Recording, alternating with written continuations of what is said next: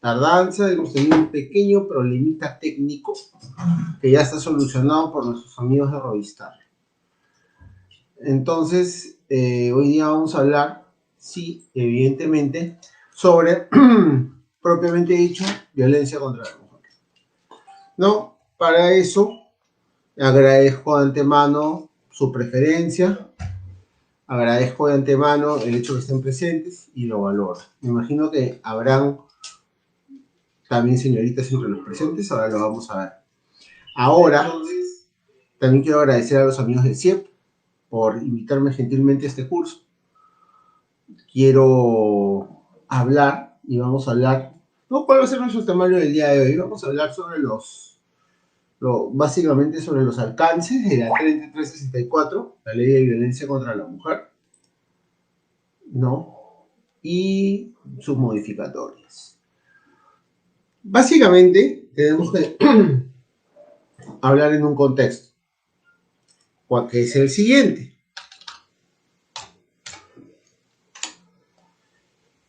Antes, cuando uno denunciaba violencia familiar, este hecho de violencia no existía una tipología que me lo asignara como violencia familiar. Ahora, etimológicamente, ¿qué es violencia doméstica? ¿Qué es violencia familiar? Es todo acto que agrede, que vulnera la integridad física y psicológica de los integrantes de la familia, que no necesariamente tiene que ser la mujer, como hemos dicho, no necesariamente tiene que ser hombre o mujer, sino se podría haciendo una aplicación extensiva a los miembros del grupo LGTBQ. Ojo, y esto es importante, volviendo a lo que estábamos hablando. Somos un país machista por naturaleza, no tan machista como México ni Ecuador, pero sí somos machistas, como buenos latinoamericanos que somos. Ahora, cuando uno iba a la comisaría y denunciaba que su pareja lo había golpeado, esta, al no haber una tipología especial, se calificaba inmediatamente como delito o falta. Como evidentemente una cachetada, que puede ser tipificado como un maltrato de obra, porque es un golpe sin lesión, un puñetazo, un puntapié, dado de forma no compulsiva, no necesariamente va a arrojar más de 10 días de asistencia médico-legal o de incapacidad médico-legal. Entonces se tipificaba como una falta, como si fuese un delito común, ¿no? Porque la falta es un delito común. Ya hemos hablado de por qué es delito común. Perdón, la falta no es un delito, la falta es una infracción penal menor. Pero ¿por qué? Como delito común, como un delito de lesiones. ¿Por qué delito común? Porque no tiene un agente activo ni un agente pasivo. El que lo comete y el bien jurídico que se ofende, o sea, el de la persona a la cual es cometido el delito, no tiene la calidad especial, como en esta ley 3364, que nos pone una serie de características. Entonces, en ese orden de ideas, en ese orden de ideas,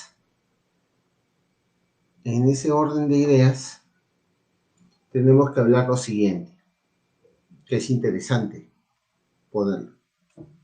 No tenía un tratamiento especial. Imaginemos, 3 de la mañana, José discute con Rosa, José le mete un puñete, le hincha el pómulo, Rosa va a la comisaría de su sector y denuncia. Para empezar, las denuncias se las tomaban en la sección de investigación y de delitos de la comisaría. Toda comisaría tiene una sección de tránsito y una sección de familia. No en la sección de familia, sino en una policía especializada que veía estos temas. Era una sección donde veían todo tipo de temas. Entonces el policía, trasnochado por el turno, le decía a la señora Rosa: ¿y tú qué has hecho? La pregunta de cajón, de rigor, la primera pregunta era, ¿y tú? Ni siquiera, ¿y usted qué hizo? Que tampoco vendría a ser el caso, sino cómo se dieron los hechos. ¿Y tú qué hiciste? Ahora, la respuesta a esa pregunta es, ¿yo tengo que hacer algo para que me peguen?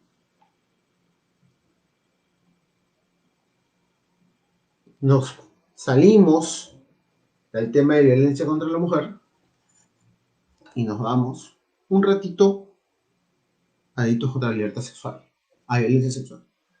Uno tiene que hacer algo para que las violen, uno tiene que vestirse provocativamente, ponerse minifalda, por favor. Ya hemos hablado que criminológicamente el sujeto que viola te va a violar así tengas un hábito o una burka encima. El sujeto que tiene alguna tendencia a la violencia, porque tendremos que hablar que hay personalidades que tienden a la violencia.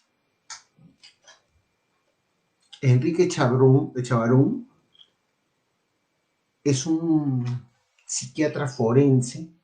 Por acá debo tener el libro, no lo ubico visualmente, pero me lo regaló una psiquiatra amiga.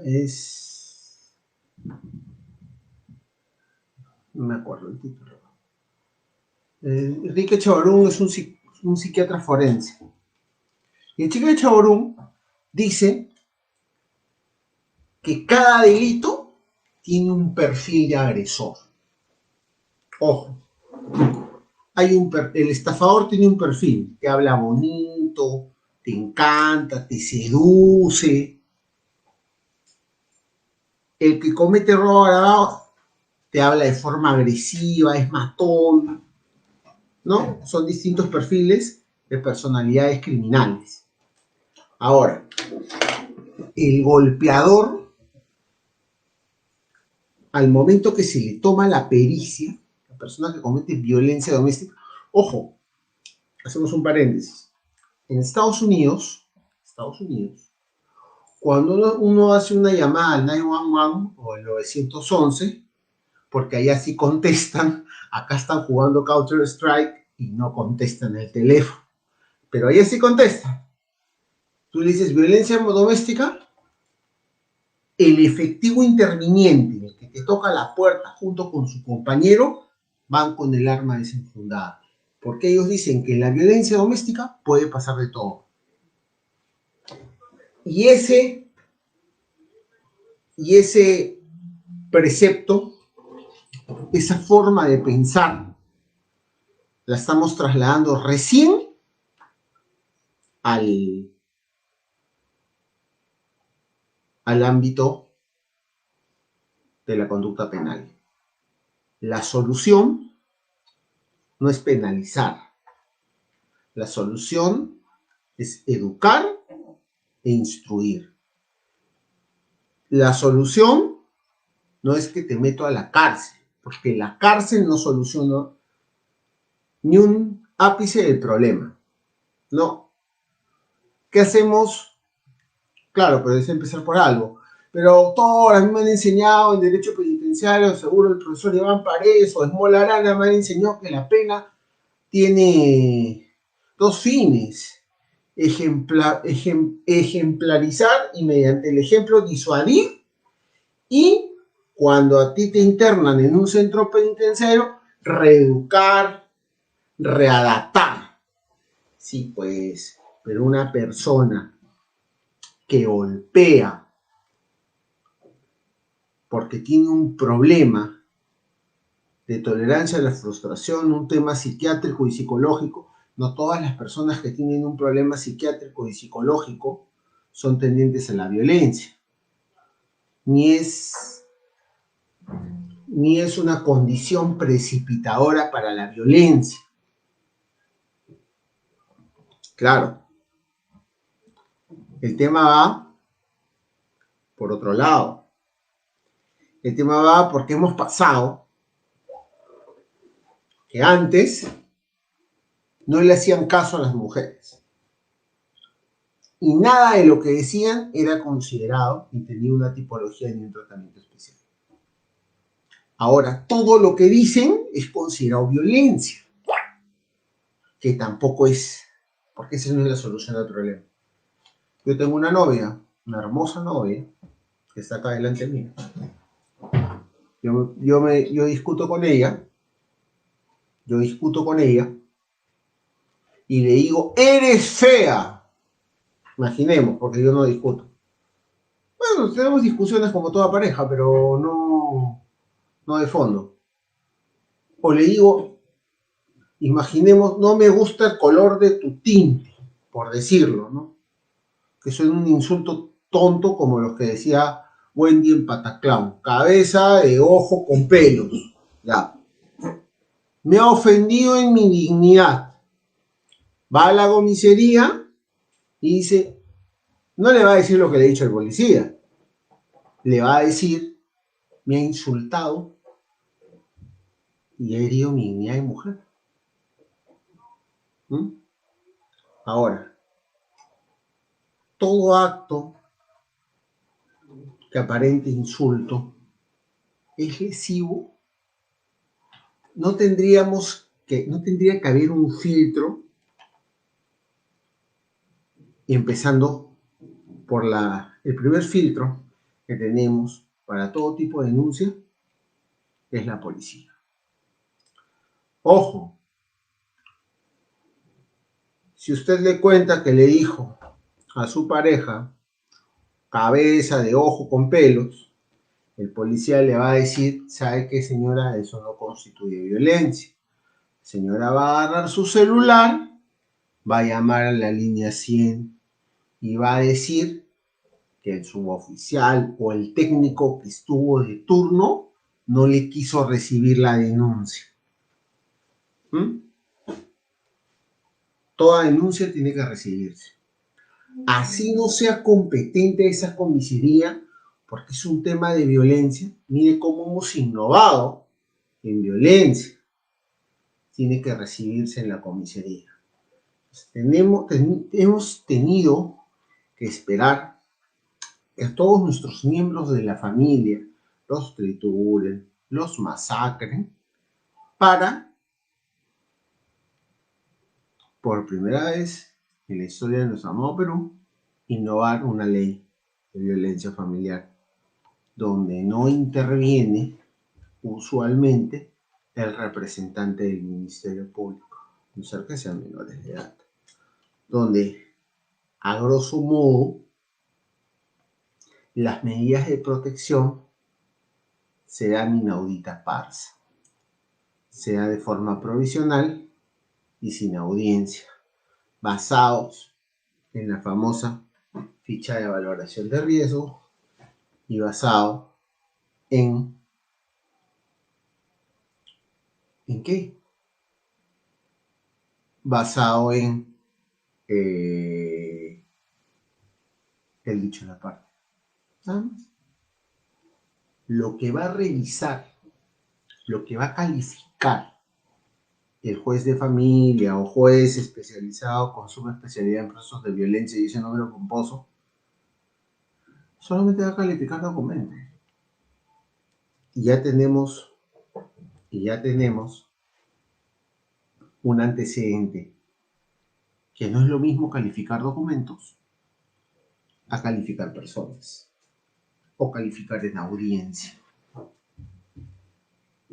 Ojo,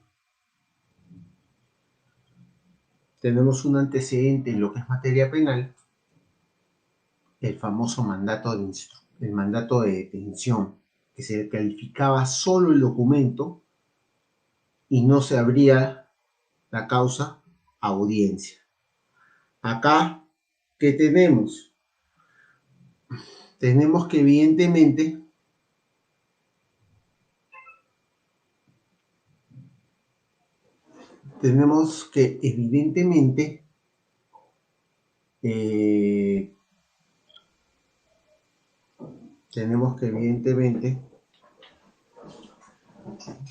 se dan sin audiencia.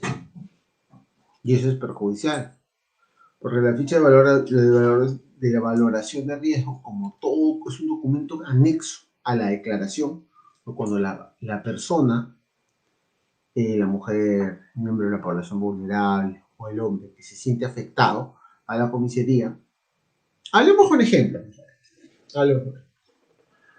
Nosotros teníamos un caso en el estudio de un señor X con una señorita X. La señorita X dijo que el señor X la había humillado en su dignidad de mujer, la había maltratado, la había gritado y la había amenazado de muerte. Eso es lo que fue a decir a la comisaría X. Lo que fue a decir. Ya recibieron su denuncia, le hicieron firmar la ficha de valoración de riesgo. La ficha de valoración de riesgo salía con riesgo alto. Porque había puesto sí a todo. Y salía con el puntaje más alto. Y eso se calificaba o se materializaba como un riesgo latente. O sea, prácticamente la señorita, en realidad señora, estaba en peligro de muerte. Que no era así. El tema es que como ella se quería ir de la casa, utilizó de pretexto la violencia para tener una razón para irse. Fue a la comisaría, regresó, agarró su vástago y se lo dio. Fue a la comisaría y este procedimiento se subdivide, porque no solo va al juzgado y va a las nuevas fiscalías que han creado de violencia contra la mujer. Antes las fiscalías penales investigaban estos delitos, pero ahora las fiscalías especializadas en violencia de género son los que se encargan de ver este tipo de delitos, junto con los delitos contra la libertad sexual cometidos contra mujeres. Son competentes. Entonces, al llegar al juzgado, yo voy y hablo con la jueza. Fui a buscarla 3 veces. Las 2 veces me recibió el asistente y la tercera me recibió la jueza. Yo hablo con la doctora y le digo, doctora, mire, el tema es el siguiente, que hay un tema de trasfondo. Doctor, me pregunto, ¿cuántos años de abogado tiene usted? Bueno, yo por los 12, casi 12 años de abogado. Doctor, yo solamente me baso en la ficha de valoración de riesgo. Entonces yo le digo a la doctora, no se vaya a molestar, pero si en la ficha de valoración de riesgo dijo que mi patrocinado se convierte en el hombre lobo y se la come todas las noches. Doctor, en la ficha de valoración de riesgo estamos atados con esa ley. Yo tengo que calificar en base a la ficha de valoración de riesgo y en base a su declaración. Perfecto. ¿Cortaste tu transmisión? No. Está en vivo. Entonces,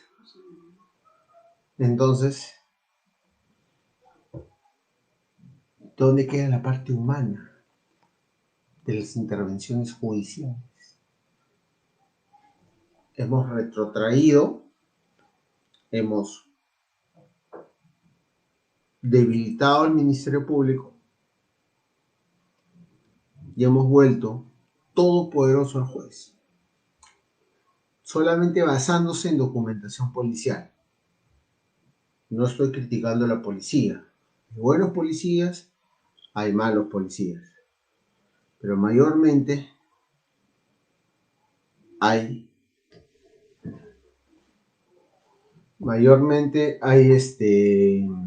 efectivos que tienen un criterio sesgado. Entonces, cuando uno va a la comisaría a pedir los actuados, le van a decir, no, pídalos en el juzgado. Sí, pues, pero en el juzgado no me van a dejar leer el expediente hasta que lo califiquen. Sí, pues, pero yo emití mi parte y ya lo elevé a los juzgados, en el juzgado. ¿Y usted no se queda con una copia? No, no pídale en fiscalía. A ver, de esa forma no se limpian las manos para que no hayan críticas de su trabajo. No, entonces, ahorita vamos a entrar en mi otra pantallita, vamos a entrar a analizar punto por punto esta ley 30 364. Y para prevenir y erradicar. Para prevenir y erradicar. No sabemos en qué momento previene y en qué momento erradica.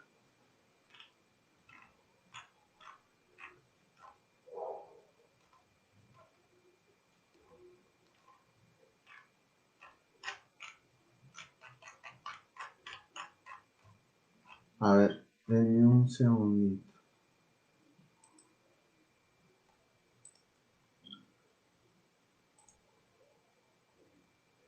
Acá está.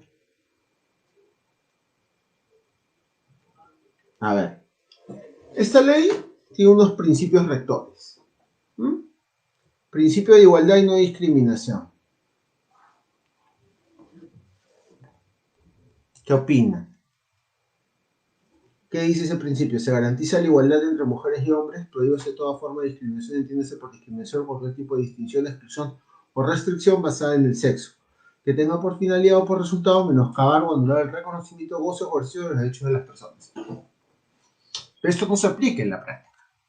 Este principio de igualdad y no discriminación no se aplica en la práctica. ¿Por qué? Porque hay mujeres, y van a pensar, pero el doctor es machista. Yo no soy machista, yo vivo entre mujeres. Mi suegra que es mujer, mi novia que es mujer, mi hermana que es mujer, y mi madre que en paz descanse y Dios goce que también era mujer. ¿No? Entonces, todo ser humano es complicado. O sea, tenemos que legislativamente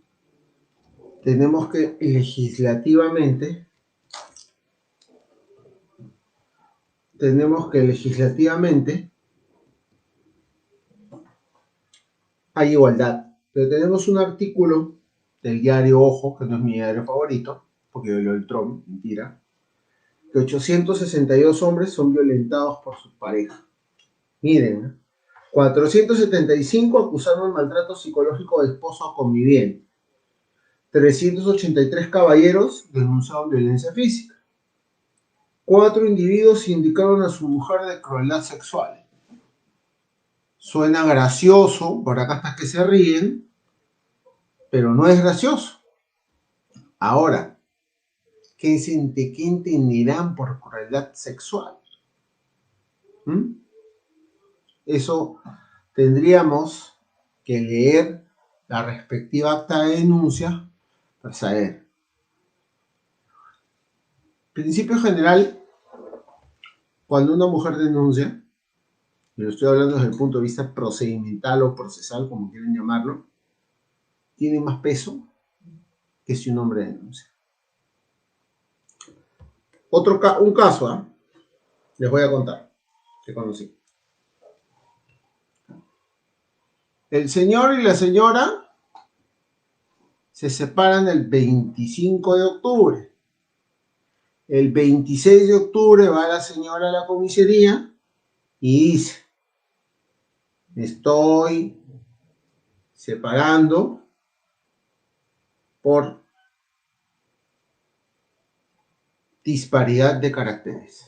Perfecto. Se siente el acta, se firma y la señora se va a su casa con la broma de su mamá. Estamos 26 de octubre. El 28 de octubre regresa a molestar a la misma comisaría y dice, señor, ya no es retiro voluntario, es retiro forzado. Ya, señora, se le hace un otro ampliatorio a la misma denuncia. Se retira otra vez, se va en su escoba. El 30, para Halloween, regresa a la misma comisaría y le dice al policía, ya no es retiro forzado, no es retiro voluntario, sino es violencia familiar. Psicológica, física y patrimonial. Así lo tipifica. Entonces, yo hago una pregunta en base al análisis de este principio de igualdad y no discriminación. Si no hubiese discriminación y si hubiese igualdad, ¿por qué se le tendría que creer? ¿No? Desde el punto de vista procesal. Si yo voy a una comisaría, acompañada de mi señora madre, de mi señor padre, de mis hermanos, de mis hermanas, a denunciar un hecho, desde un principio digo, señor, es violencia. ¿No? No espero 3 días después hacerle 2 ampliatorios a la misma denuncia, ¿para qué? Al tercer ampliatorio recién decir violencia, ¿no? Y la policía, ¿por qué? Porque consideran que la mujer, como lo quieren plantear en esta ley, cual yo no estoy de acuerdo, no en la ley, sino en algunas partes de la ley, en que la mujer es vulnerable. Yo pienso que la mujer tiene los mismos derechos, inclusive hay una sobredimensionalización de los derechos de la mujer. ¿Por qué? Doctor, usted está siendo machista, van a venir las feminazis y me van a pintar la puerta. No, no es así. Si va una pareja a denunciar a una comisaría que A le pegó a B y B le pegó a A, fuera de que ambos se van a quedar detenidos porque es una agresión cruzada, y ahorita lo vamos a explicar por qué agresión cruzada y por qué se quedan ambos detenidos. La policía de turno o el policía de turno que necesariamente en algunas secciones de familia son mujeres, le va a creer. Le va a creer. Lo primero que van a hacer, ir a recogerlo al supuesto agresor para que se vaya a la comisaría, ponerle los billetes de seguridad y ponerlo a disposición del Ministerio Público. Eso es lo que se va a hacer. Ahora, ¿hemos mejorado como país con esta ley? ¿O hemos, por querer mejorar un problema, hemos creado otro? Que así como hay hombres mentirosos, también hay mujeres mentirosas. ¿Hay denuncias calumniosas? Sí. ¿Hay falsas denuncias? Sí. Me imagino que acá algunos serán fans de Andrea Llosa y habrán visto en alguna oportunidad Andrea o Nunca Más. Siempre hay mujeres que dicen en el programa, yo lo denuncié por violencia. Y Andrea contrainterroga y dice, un momentito, yo te grabo con mi cámara y el señor nunca te insultó y nunca te levantó la mano. ¿Por qué mientes? ¿No?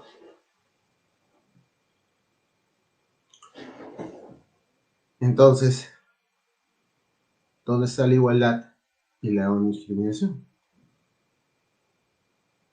Nosotros, como operadores de justicia, o la policía, como operador de justicia, tiene que,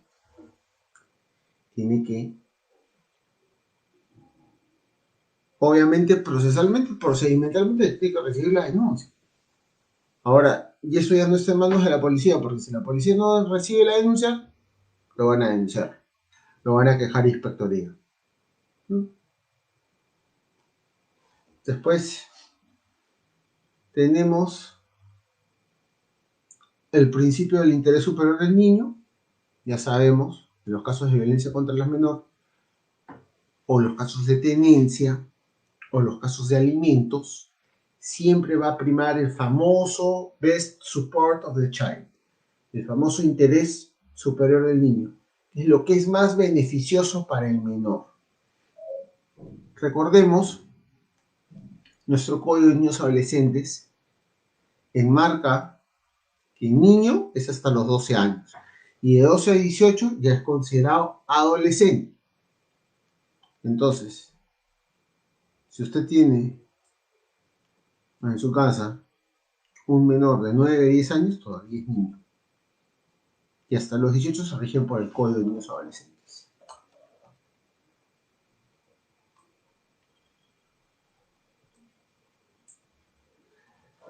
Tenemos un principio interesante que es el principio de intervención inmediata y oportuna de los operadores de justicia y la PNP, que dice: ante un hecho o amenaza de violencia deben actuar en forma oportuna sin dilación por razones procedimentales, formales o de otra naturaleza, disponiendo del ejercicio de las medidas de protección previstas en la ley y otras normas con la finalidad de atender efectivamente a la víctima.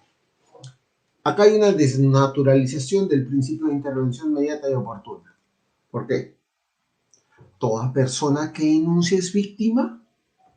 ¿Toda persona denunciada es agresor? Esa es una buena pregunta. Toda persona que denuncia no es víctima, ni toda persona denunciada es agresor. Ahora, desde un punto etimológico, ¿qué es una denuncia? La denuncia es un dicho, nada más. Es un dicho. Vertido, vale la redundancia, ante la autoridad pertinente, ante el operador de justicia. Eso es una denuncia. No deja la calidad de chisme. Puede ser un chisme, sí, puede ser un chisme. Solo que ese chisme se dice ante la autoridad competente. Llámese Policía Nacional del Perú, PNP, autoridad fiscal. Ya. Tenemos un dicho. Los dichos pueden ser verdad, como pueden ser falsos. Y acá no me van a dejar mentir. Entonces, si yo voy a una dependencia policial y digo, mi mujer me pega, necesariamente lo que yo digo va a ser cierto. No, tiene que estar sometido a investigación. Claro. A una investigación prejurisdiccional, a una investigación con garantías, a no ser que sea flagrancia. Hay víctimas reales y víctimas ficticias, cuando lo que persiguen es el ánimo de venganza. Ahora, ¿cuáles son las salidas? ¿Cuáles son las salidas para que lo que han querido hacer es evidentemente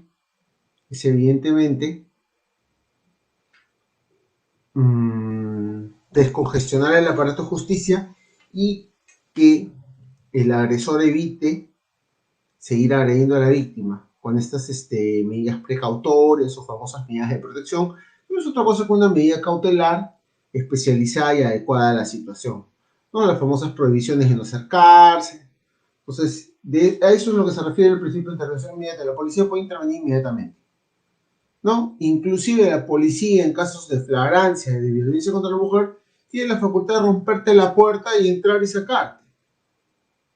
Si es un tema muy flagrante, ¿no? Que a una mujer le estén pegando, se escuchen gritos, ¿no? Hay un término criminológico que se denomina el delito ciego. ¿Qué es el delito ciego? O el famoso delito sin testigos, o delito silencioso. Es el delito que sucede cuando nadie lo ve. Y ese es el caso de las violencias contra los grupos vulnerables. No, que puede ser hombre o mujer. Pero a esta ley le han puesto específicamente ley contra las mujeres y los integrantes del grupo familiar, que a mí me parece que su nombre per se ya es discriminatorio y va en contra del principio de igualdad y no discriminación. Porque debería decir ley para prevenir, sancionar y erradicar la violencia contra los integrantes del grupo familiar, no contra las mujeres, sino contra los integrantes del grupo familiar. Y también deberían incluir a la población LGTBQ, que es un grupo de riesgo. Ahora, ¿Mm? Ahora, se ha resumido, se ha sincretizado el procedimiento, pero se han generado otras taras del sistema. Por ejemplo, sobredimensionalizar a las víctimas. Creer que toda persona que denuncia es una víctima. Toda persona denunciada es un agresor. No. Este cliente que tuve, que le pusieron la denuncia en octubre, no, quiso alquilar una casa. Y el dueño de la casa le dijo que figuraba en la policía una denuncia por violencia familiar y que no le podía alquilar. Entonces tuve que hablar con el dueño y explicarle que evidentemente ese tema había sido archivado. Lamentablemente, los registros policiales, los registros de denuncias, no se borran. Están toda la vida ahí presentes. Entonces, si A o B tiene una denuncia por un tópico como la violencia contra la mujer, como agresión física o psicológica,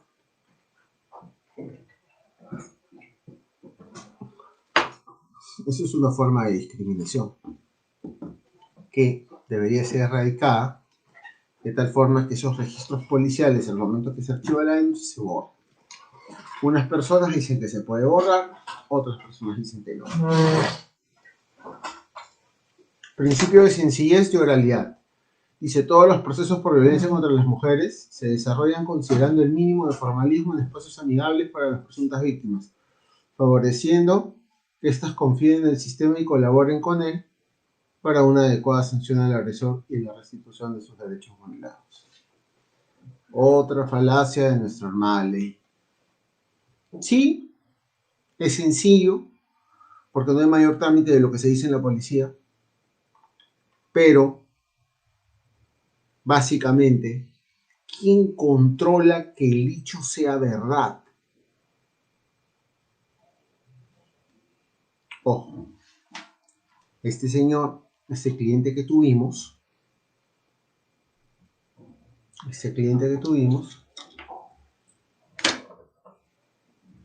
les dieron su medida de protección, le sacaron su medida de protección, que decía prohibición de acercarse, pero ella era y es la madre de su hijito. Cada vez que el hombre iba a ver a su hijo, tengo medida de protección. Claro, acá hay un tema interesante. Pero la medida de protección no debe interferir entre la relación paterno-filial. Y unos jueces lo ponen.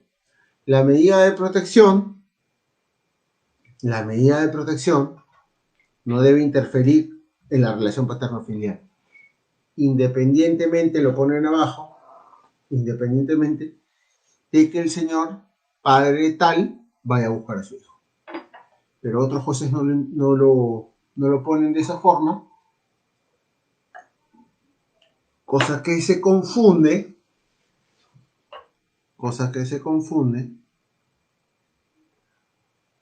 y al momento que va a buscar a su hijo,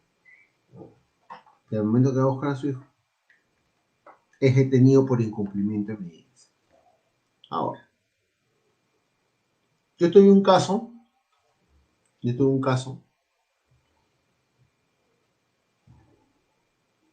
la vecina A tenía medidas contra la vecina B. Y la vecina B tenía medidas contra la vecina A. Ambas, en cruzado, a lo que me refería, dicho anteriormente, tenían medidas de protección. Ambas. Ya. Fueron a instalar un medidor, porque la casa tenía medidores, un medidor para todo, por favor, instalar un medidor. Y esta señora, nuestra clienta, vivía en el segundo piso. La persona conflictiva vivía en el tercero. La señora estaba en la puerta de su casa, mirando cómo instalaban su medidor. Llega personal de Luz del Sur, instala el medidor, y la señora, por decirle de alguna forma revoltosa, baja y empieza a botar a Luz del Sur. ¿No? Que es una forma indirecta de ejercer violencia contra el cliente. Ahora, ahora.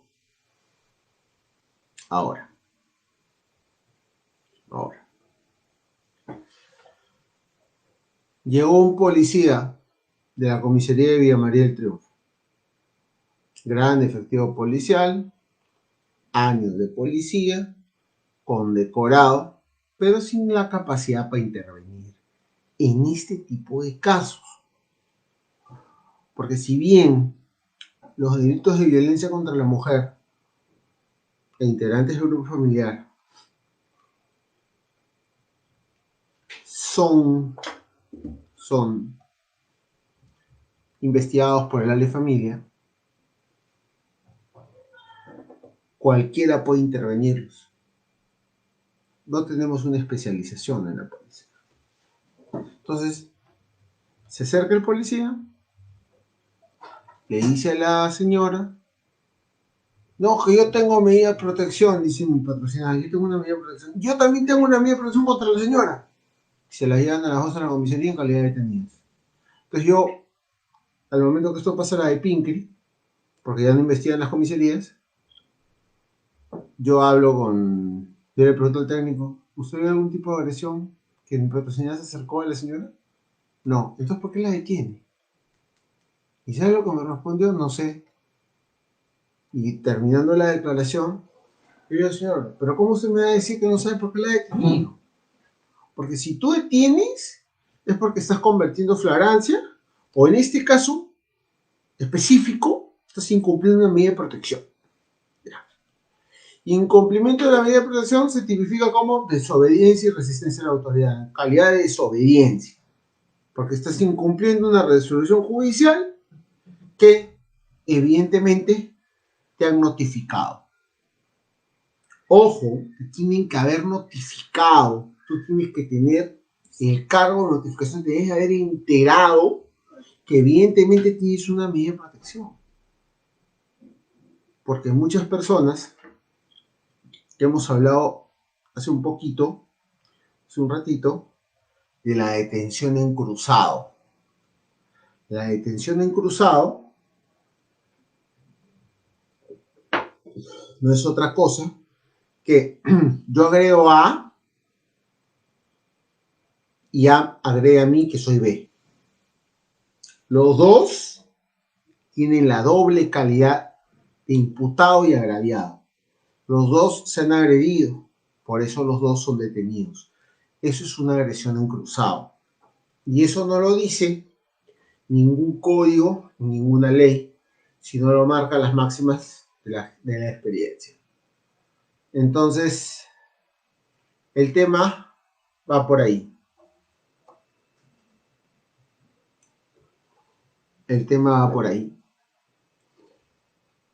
Hablé con el fiscal de familia y el fiscal de violencia. El fiscal de violencia me dice, doctor, pero está bien detenida. Doctor, disculpe, le digo, pero eso no está, yo no he hecho absolutamente nada y ahorita podrían interponerle una habeas corpus si quisiera, pero como va el Poder Judicial, la habeas corpus me va a resolver el otro año con sustracción de la materia. Entonces, por eso no se interpuso una acción de garantía constitucional, porque de poder interponerlo, se ha podido interponer, porque hay una detención arbitraria, porque mi patrocinado no hizo absolutamente nada. Ahora, el tema está, ¿cómo cambiamos el criterio policial? No lo hemos cambiado en materia del antiguo código, con el nuevo Código Procesal Penal, cómo lo cambiamos con esta ley de violencia, cómo lo adecuamos a los nuevos tiempos, ¿no?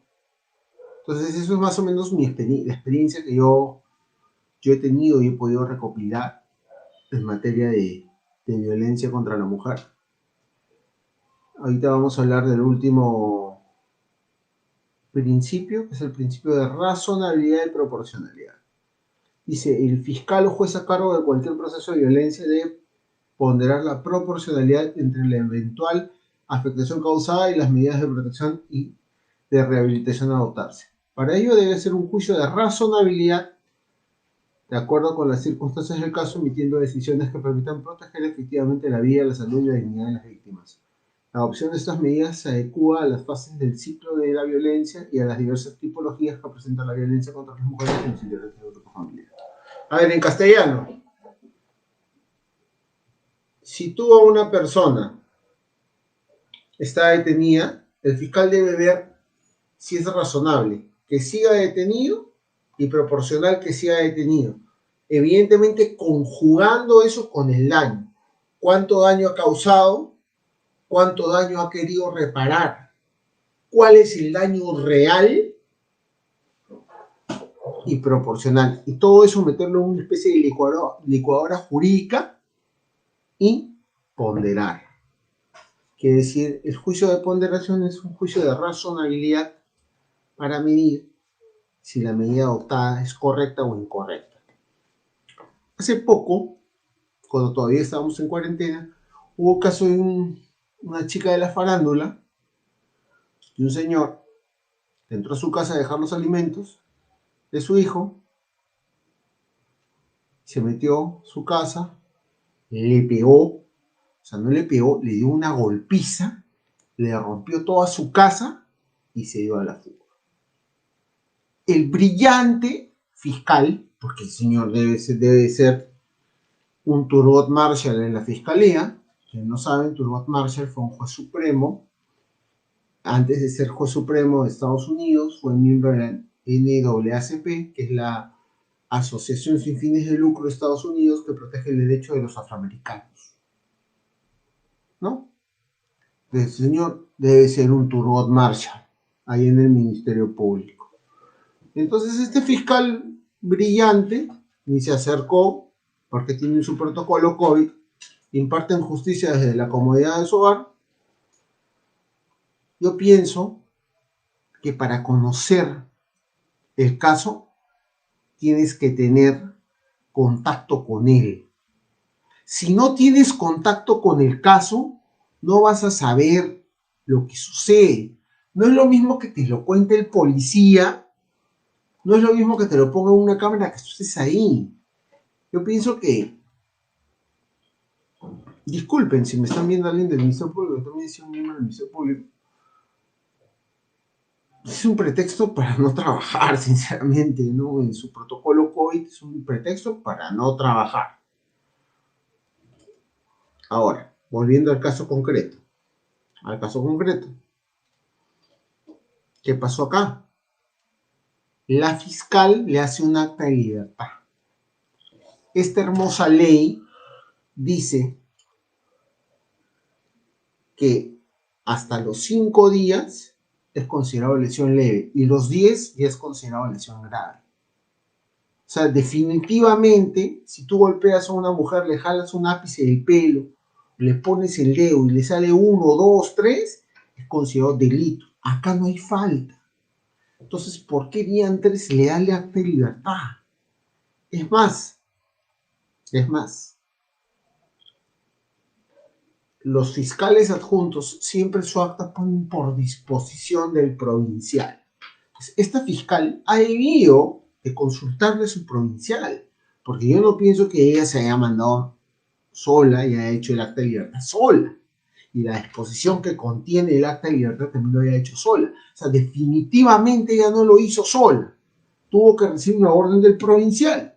El provincial le ha dicho, la libertad, que lo cite la policía, porque si le siga pegando, entonces lo que se quede evitar acá, mediante sencillez, oralidad, razonabilidad, proporcionalidad, es que un tema de violencia se convierte en un tema de homicidio. Por eso hemos dicho primigeniamente que en Estados Unidos los temas de violencia son tocados con la punta de los dedos, porque de la violencia se puede esperar cualquier cosa, ¿no? Aire por aquí. Gracias, acá me están abanicando. Entonces, tenemos que, evidentemente, estos principios que recoge la ley, son un poco sesgados a la realidad, ¿no? Y lamentable, pues, que siempre le crean más a un actor que a otro por el género. Lo mismo sucede con los miembros del LGTBQ. ¿Por qué? ¿Por qué sucede esto? Imaginemos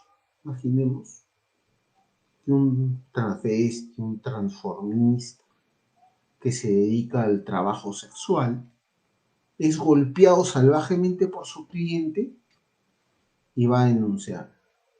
Lo primero que va a hacer el operador de justicia es, cabrón, le va a decir, ya, pasa. Por eso no quieren denunciar. Yo pienso que esta ley debe ser, o está haciendo, o está poniendo los hitos para una inclusión, ¿no? Entonces, yo pienso que evidentemente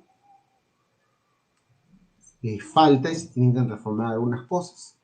Estamos regresionando en vez de avanzar, porque hemos convertido a nuestro juez de familia o juez con subespecialidad en violencia de género en un juez todopoderoso y en un notario. Solo da fe lo que dice la policía. Eso vamos a verlo la próxima sesión. Vamos a hablar más de esta ley, súper interesante. Espero les haya gustado, espero se hayan divertido tanto como me he divertido yo, porque para mí dictar es un placer. Aprender, porque uno no tiene que aprender aburriéndose, sino puede aprender divirtiéndose. Bueno, muchachos, esto ha sido todo por hoy. Otra vez agradecer a los amigos de CIEP por tenerme presente, como yo los tengo presente en mi corazón. Gracias, buenas noches.